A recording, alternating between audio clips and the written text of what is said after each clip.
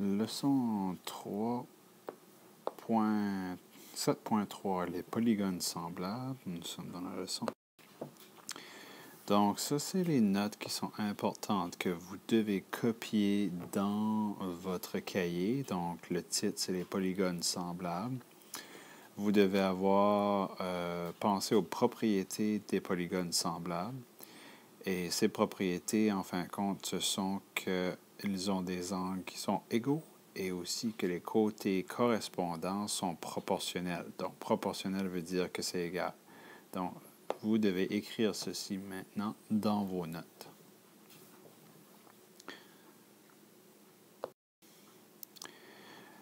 L'autre point qui va être important à noter aussi, c'est que lorsqu'on regarde deux polygones et qu'on a les conditions, tous les angles sont égaux, donc nos 4 angles sont égaux, on peut aussi faire le calcul pour les côtés qui sont égaux. Donc, comment est-ce qu'on fait pour savoir ça? Ce n'est pas égaux, mais semblable.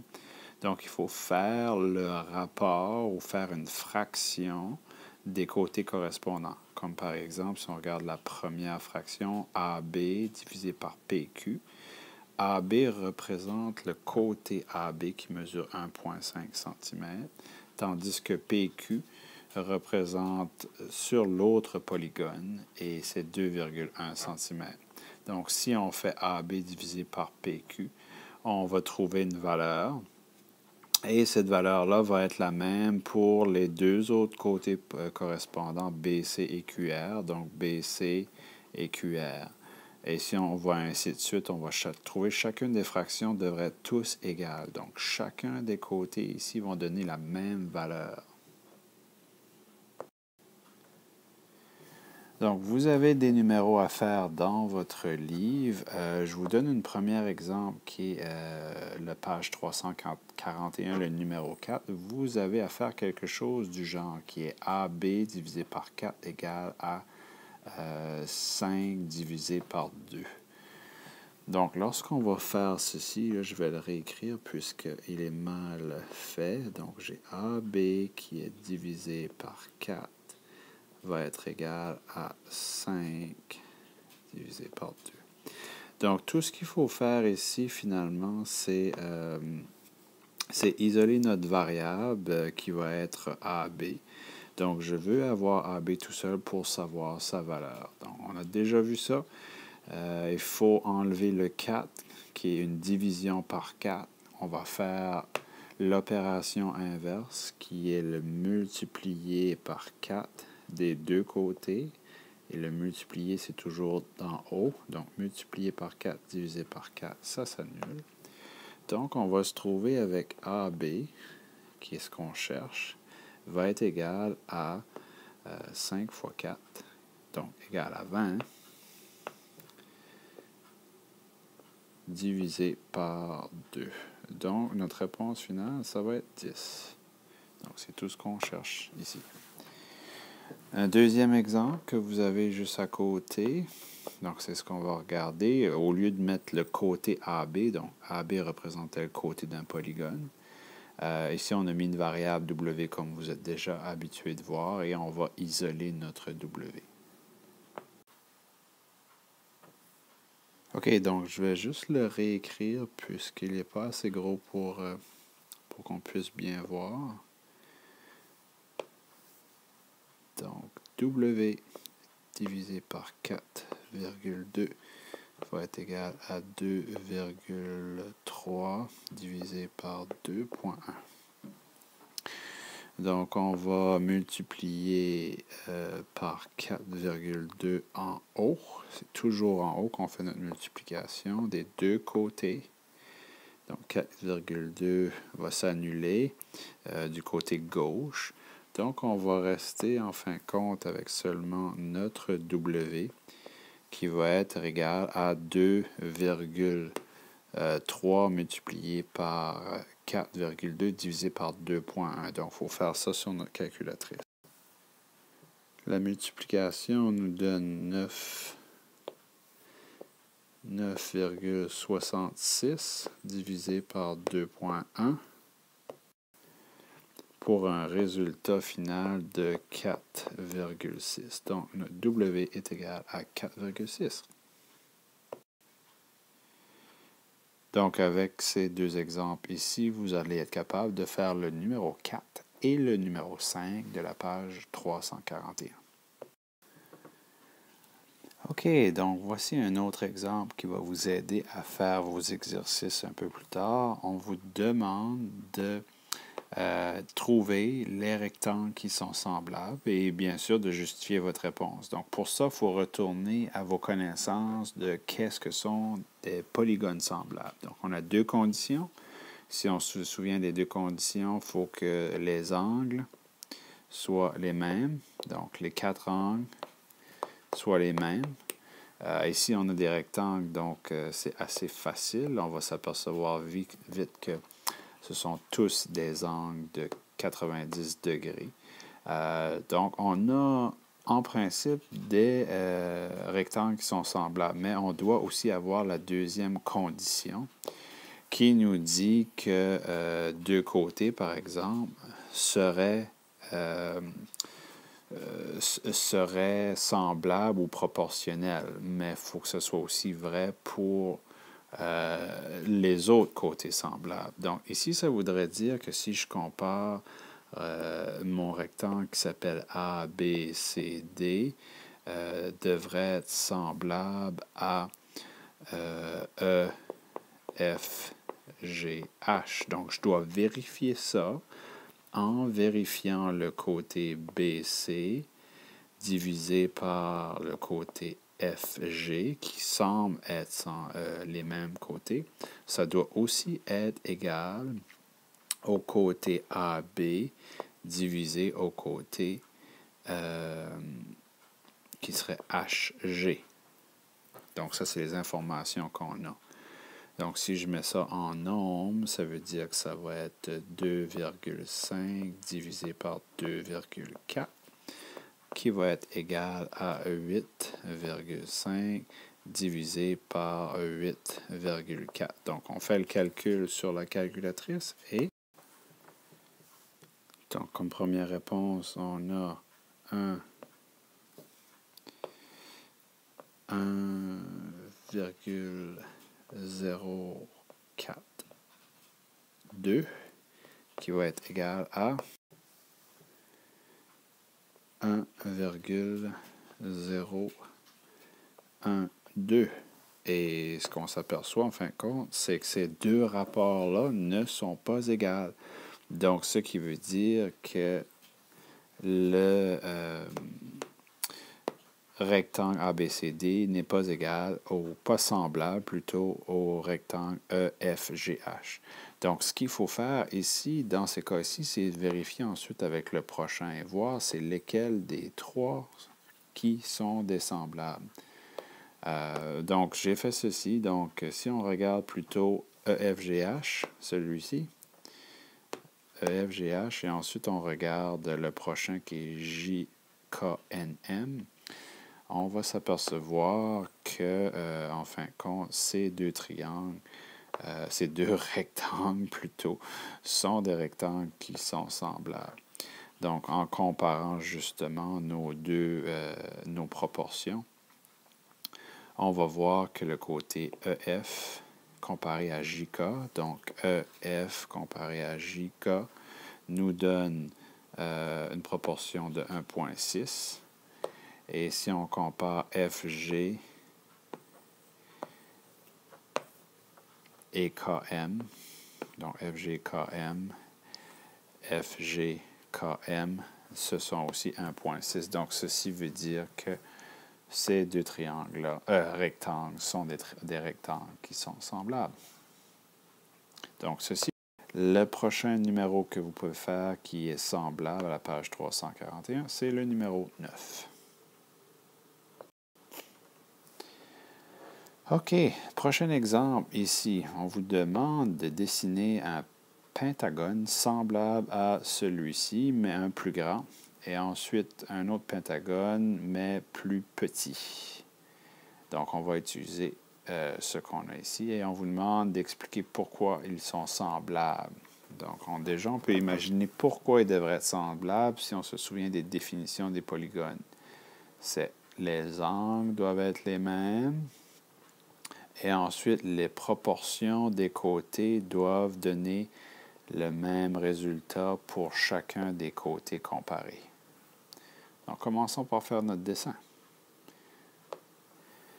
Donc, ce que je vais faire ici, pour faire plus grand, je vais multiplier par 2 chacune de mes dimensions.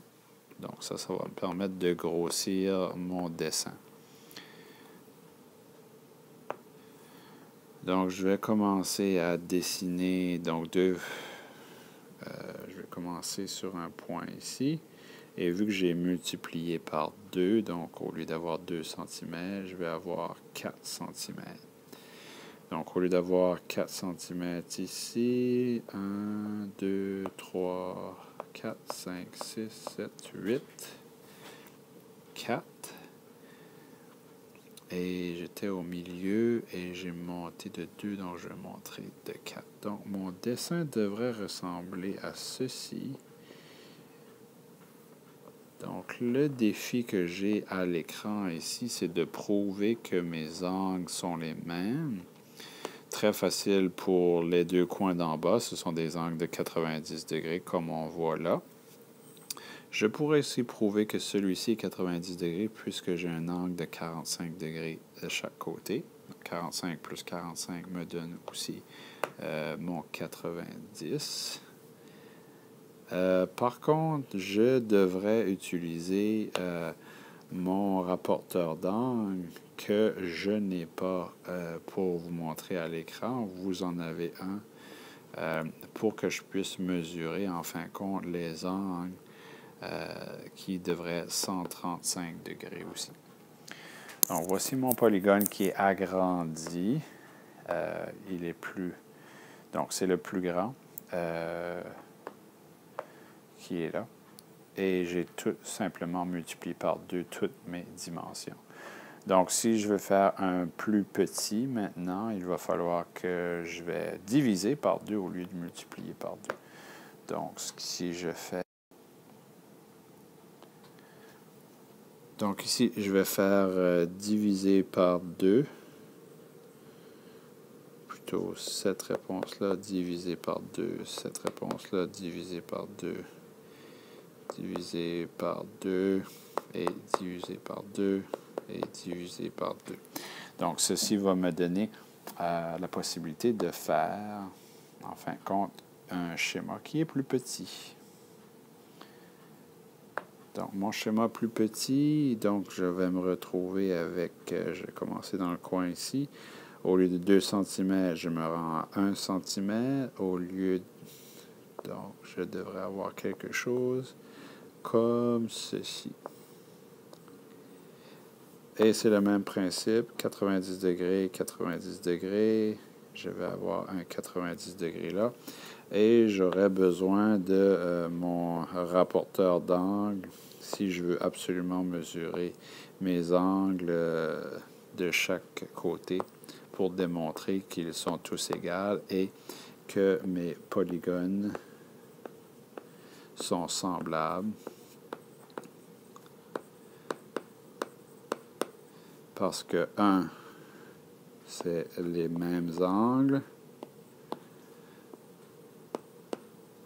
Et 2, mes rapports de côté. Donc, si je prends les côtés qui est 2 cm et 1 cm, c'est égal à, par exemple, ma base qui est 104 sur 2. Donc, ça donne la même chose. Mes rapports sont tous les mêmes.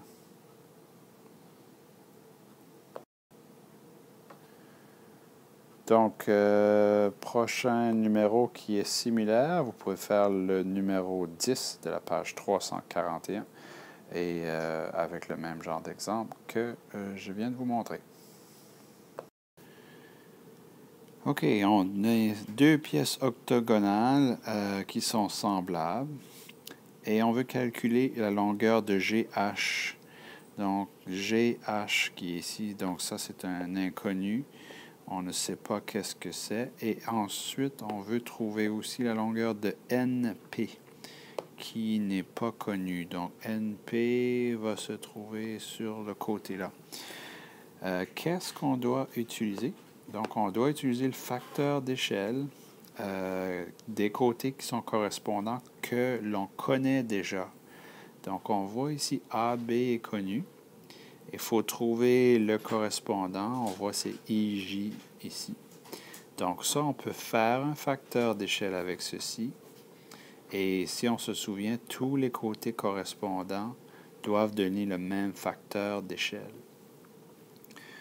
Donc ceci veut dire que AB, qui est divisé par IJ, va donner la même chose que HG, qui est divisé par QP, puisque, comme j'ai dit, ce côté ici, divisé par ce côté-là, donne mon facteur d'échelle. Donc, si c'est HG divisé par QP, va aussi donner exactement le même facteur d'échelle. C'est ce que j'ai écrit ici. AB divisé par IJ égale à HG divisé par QP. Donc, si on remplace avec les valeurs, c'est 5,4 divisé par 8,1 va être égal à HG, qui est toujours un inconnu, divisé par 32,4. Donc là, je vais devoir faire des calculs et ensuite isoler ma variable. Donc, 5,4 divisé par 8,1, ça me donne 0,67, toujours égal à HG divisé par 32,4. Je vais devoir isoler mon HG, donc je multiplie par 32,4 de chaque côté. Donc, ça s'annule d'un côté. Et là, je retourne ma calculatrice. Donc, ici, on a HG va donc être égal à 21,7. Donc, ça, c'est la longueur de mon côté HG qui est 21,7 mètres. Donc, par le même processus, je vais travailler pour trouver, en fin de compte, qu'est-ce qui va être mon prochain côté inconnu. Oups.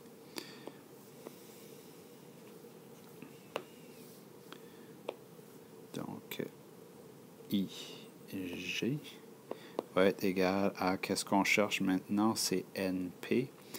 Donc, je vais utiliser FG. FG divisé par NP. Donc, c'est ce qu'on cherche. Ça fait que je vais passer à travers les mêmes étapes. Je fais mon calcul. On a 5,4 divisé par 8,1 va être égal à FG qui est connu, qui est 27 mètres divisé par NP. Donc, je dois isoler ma variable. Je vais devoir monter en haut mon NP. J'aurais peut-être dû tout inverser avant. Ça aurait peut-être été plus facile pour déjà avoir mon NP en haut. J'aurais pu faire ça. Mais regardez comment on peut le faire. Donc, je multiplie par NP et je multiplie par NP. Donc, dans le fond, ceci me donne 0,67 NP qui est égal à 27. J'ai oublié de vous montrer ici que ceci se cancellait. Donc là, la prochaine étape va être divisé par 0,67 divisé par 0,67 qui va nous permettre de calculer notre NP qui va être égal à... Donc, notre réponse finale est 40,3, ce qui représente notre côté NP. Donc, le côté ici serait 40,3 mètres. Donc, avec l'exemple qu'on vient de terminer, ça vous permet de faire le numéro 13 de la page 341. Et donc, lorsque vous aurez terminé de faire ces exemples et ces exercices, vous pouvez compléter le 6e, 7, 9 aussi. Et n'oubliez pas que tout ceci est à remettre pour mercredi de cette semaine. Une bonne fin de journée.